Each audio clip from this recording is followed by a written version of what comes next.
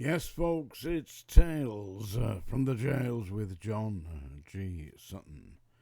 I ask it every time. I know it's boring as hell, but hey, please do like and subscribe and leave me a few comments. Today we're going to talk about what I believe to be a disgraceful incident that has brought disrepute not upon the police service but upon the woke brigade that has actually decided that a serving decorated police officer by the name of Lorne Castle, Police Constable Lorne Castle of Dorset Police, be dismissed without notice from the police service for gross misconduct. Alright, gross misconduct. If it's gross misconduct, what was this gross misconduct?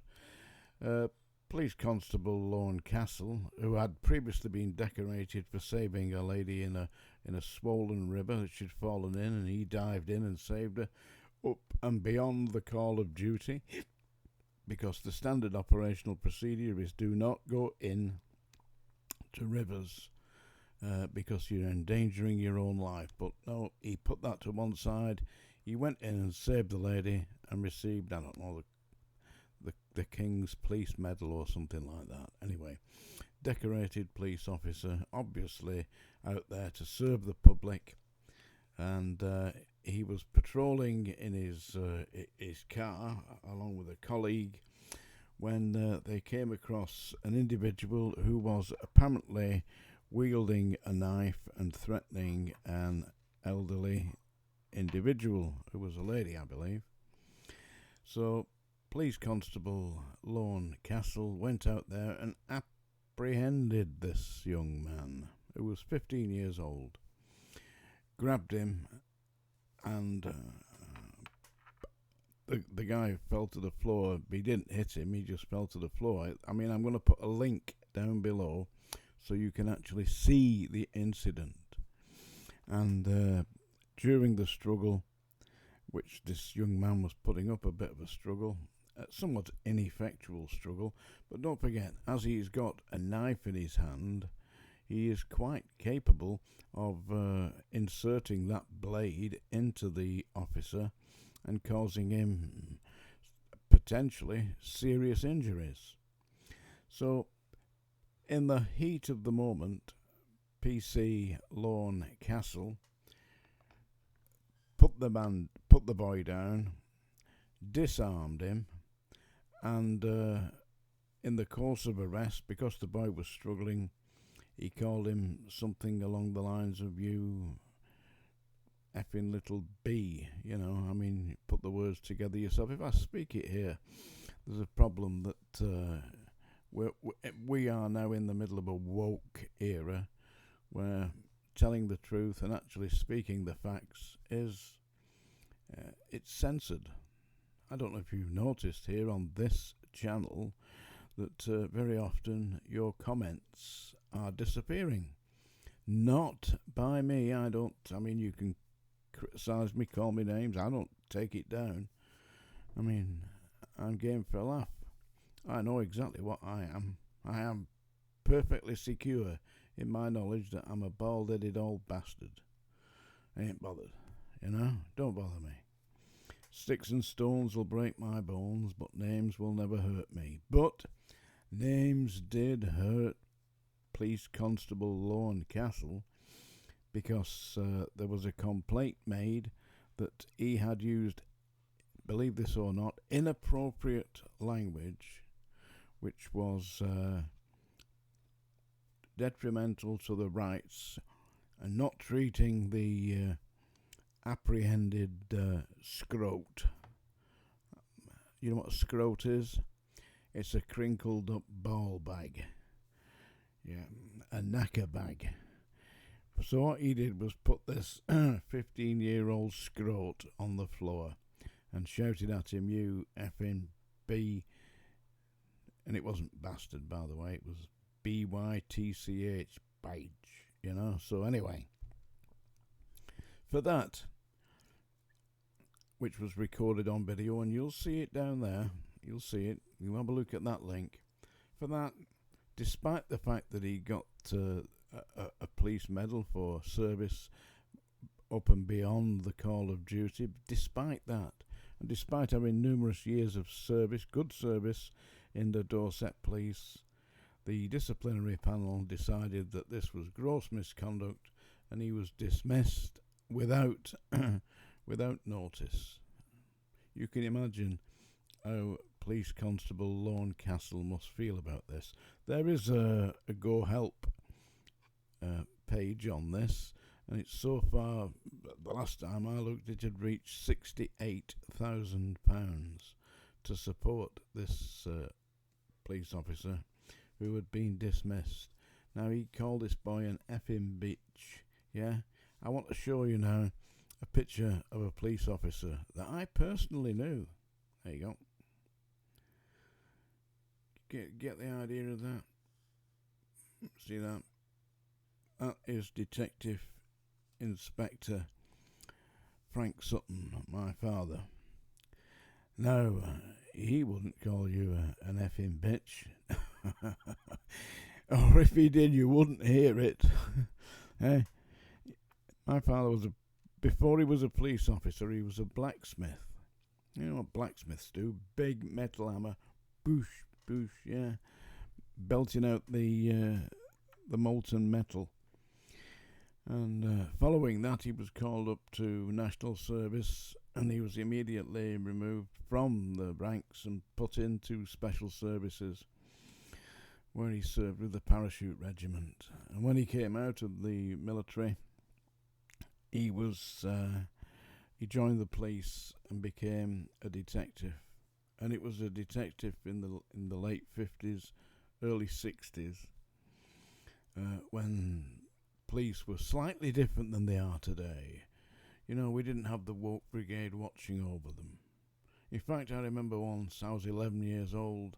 Seriously, 11 years old, and I was in my Boy Scouts uniform, and I'd been asked by the Scoutmaster to do collecting for the Royal Lifeboat Association, the RNLI.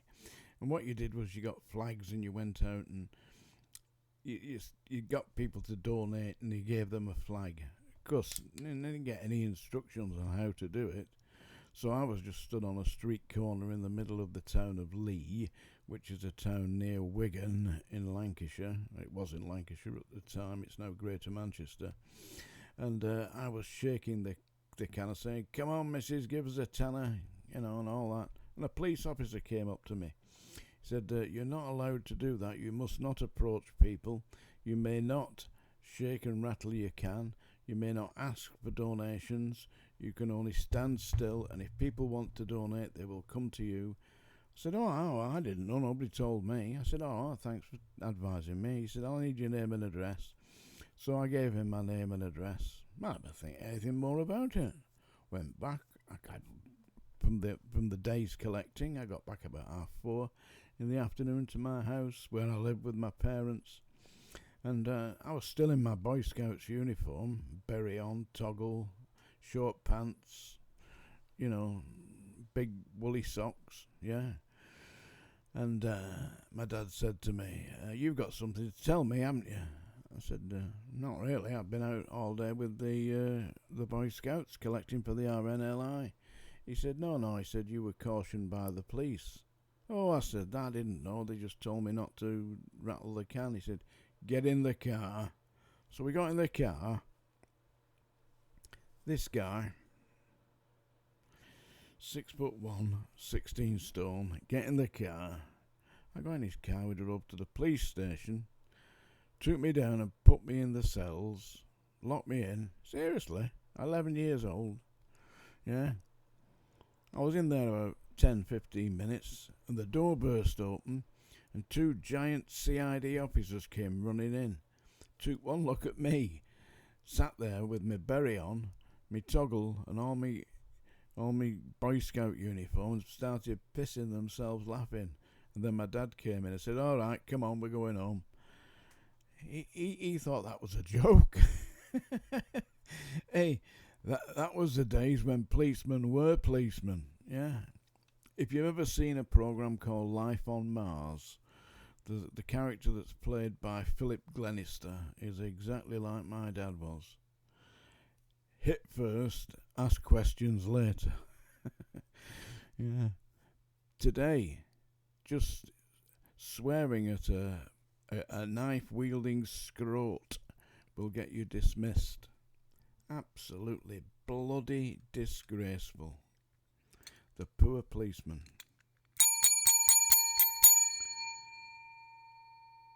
That's a song dinger, folks. And if you're hanging around after you've heard that, well, you'll get what you deserve. I had a request, actually. Somebody requested that I sing the Don McLean song, Vincent. Now, as you've probably all guessed by now, I ain't a very good singer, but I'm going to give this one a go. Who knows? We'll see what comes out. You never know. Starry, starry night, paint your palette blue and grey. Look out on a summer's day with eyes that know the darkness in my soul. Shadows on the hills, sketch the trees and the daffodils, catch the breeze and the winter chills in colours on the snowy linen land. Now I understand what you tried to say to me, how you suffered for your sanity, how you tried to set them free. They would not listen, they did not know how. Perhaps they'll listen now. Starry, starry night, flaming flowers that brightly blaze, swirling clouds in violet haze, reflecting Vincent's eyes of china blue, colours changing hue, morning fields of amber grain, weathered faces lined in pain, and soothed beneath the artist's loving hand. Now I understand what you tried to say to me, and how you suffered for your sanity, and how you tried to set them free. They would not listen, they did not know how. Perhaps they'll listen now, for they could not love you, but still your love was true. And when no hope was left inside on that starry, starry night, you took your life, as lovers often do. But I could have told you, Vincent, this world was never meant for one as beautiful as you. There you go. That's my rendition of Vincent as originally performed by Don McLean. Seriously hope you enjoyed that. Do please like and subscribe. Comments down below. And don't forget to have a look at that video which shows you the poor bastard PC Lawn Castle. I don't know. What next? The woke bastards. Oh, and by the way, watch the news because Donald Trump, that fat, ignorant, uneducated orange balloon that is in charge of the White House in America, is about to instigate civil unrest, which will be followed by martial law. Mark my words, that's his intent.